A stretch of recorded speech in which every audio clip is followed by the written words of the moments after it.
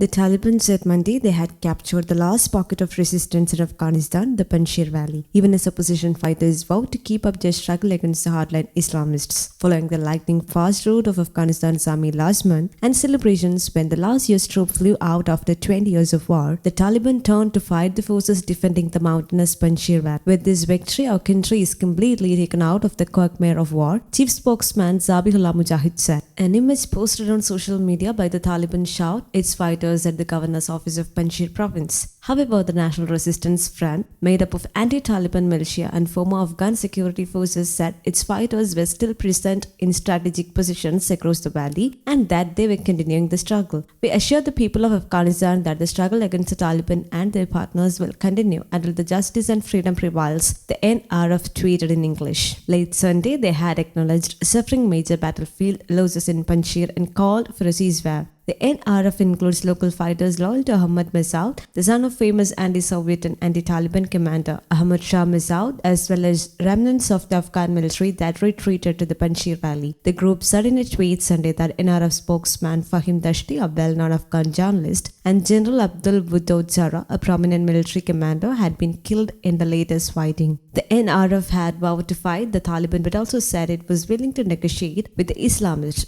but initial contact did not lead to a breakthrough. The Panjshir Valley is famed for being the site of resistance to Soviet forces in the 1980s and the Taliban in the late 1990s. The Taliban are yet to finalize their new regime after rolling into Kabul 3 weeks ago at a speed that analysts likely surprised even the hardline Islamists themselves. Afghanistan's new rulers have pledged to more inclusive than during their first stint in power, which also came after years of conflict. First, the Soviet invasion of 1979 and then a bloody civil war. They have promised a government that represents Afghanistan's complex ethnic makeup, though women are unlikely to be included at the top levels. Women's freedom in Afghanistan was sharply curtailed under the Taliban's 1996-2001 rule. This time, women will be allowed to attend university as long as classes are segregated by sex or at least divided by a curtain, the Taliban's education authority said in a lengthy document issued on Sunday. But female students must also wear a abaya, which means top, and niqab, which means face veil, as opposed to the even more conservative burqa mandatory under the previous Taliban regime. As the Taliban come to grips with their transition from insurgency to government, they are facing a host of challenges, including humanitarian needs for which international assistance is critical. UN humanitarian chief Martin Griffiths has arrived in Kabul for several days of meetings with the Taliban leadership, which has promised to help. The authorities pledged that the safety and security of humanitarian staff and humanitarian access to people in need will be guaranteed and that humanitarian workers, both men and women, will be guaranteed freedom of movement, a statement from UN spokesman Stephen Dujarric said. The Taliban spokesman tweeted that the group's delegation assured the UN of cooperation. The international community is coming to terms with the new Taliban regime with a flurry of diplomacy. US Secretary of State Antony Blinken is due Monday in Qatar,